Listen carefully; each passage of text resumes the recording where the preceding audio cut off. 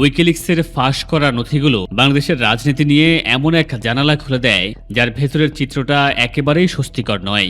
ঢাকাস্থ মার্কিন দূতাবাস থেকে ওয়াশিংটনে পাঠানো হাজার হাজার কূটনৈতিক তার বার্তা প্রকাশের পর স্পষ্ট হয়ে যায় বাংলাদেশের রাজনৈতিক দল, ধর্মভিত্তিক সংগঠন এবং ক্ষমতার কাঠামোকে যুক্তরাষ্ট্র কোন চোখে দেখত এবং কিভাবে বিশ্লেষণ করত। এসব নথির বড় অংশই পাঠানো হয়েছিল তৎকালীন মার্কিন রাষ্ট্রদূত জেমস এফ মরিয়ার্টির সময়কালে। ডিজিএফআই, তত্ত্বাবধায়ক সরকার এবং রাজনৈতিক ইসলাম সবকিছুই ছিল এই বিশ্লেষণের আওতায়।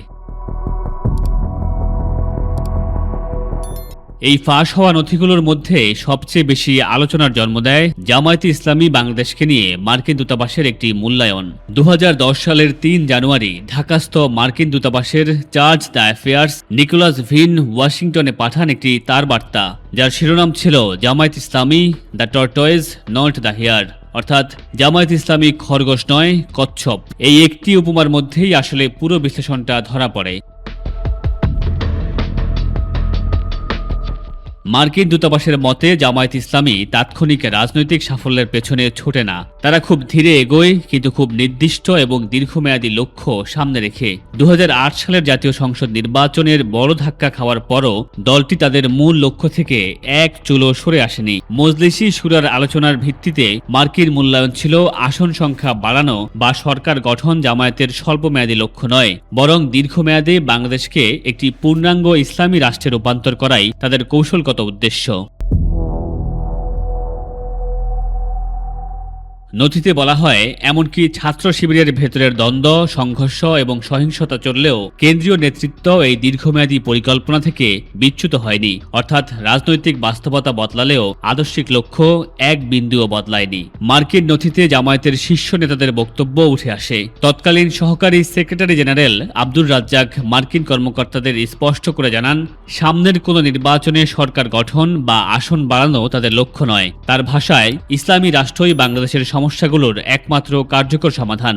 একই ধরনের বক্তব্য দেন সে সময়কার আরেক সহকারী সেক্রেটারি জেনারেল আব্দুল কাদের মোল্লা। তিনি বলেন, ইসলামী রাষ্ট্র বাস্তবায়ন ছাড়া বাংলাদেশের সংকট থেকে উত্তরণের কোনো পথ নেই। যদিও একই সঙ্গে তিনি দাবি করেন, বাংলাদেশের জামায়াত ইসলামীর সঙ্গে অন্য কোনো দেশের জামায়াত ইসলামীর কোনো আর্থিক বা সাংগঠনিক সম্পর্ক নেই।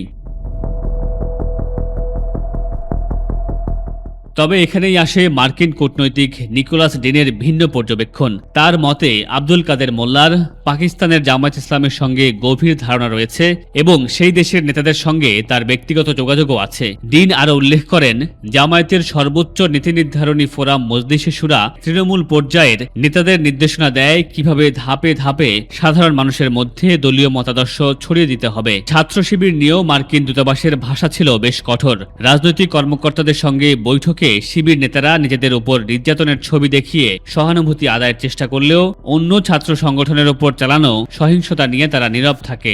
শিবির নেতারা দাবি করেন, তাদের অর্থের একমাত্র উৎস বর্তমান ও সাবেক সদস্যদের দেয়া চাঁদা। তবে নিকোলাস ডিনের মতে, ঢাকার প্রাণকেন্দ্রে অবস্থিত শিবিরের প্রধান কার্যালয় এই দাবিকে প্রশ্নবিদ্ধ করে। তার মূল্যায়নে বিএনপি এবং আওয়ামী লীগের ছাত্র সংগঠনের মতো ছাত্র শিবিরও চাঁদাবাজির সঙ্গে যুক্ত এবং সংগঠনটির সহিংস আচরণ নিয়ে যুক্তরাষ্ট্র গভীরভাবে উদ্বিগ্ন।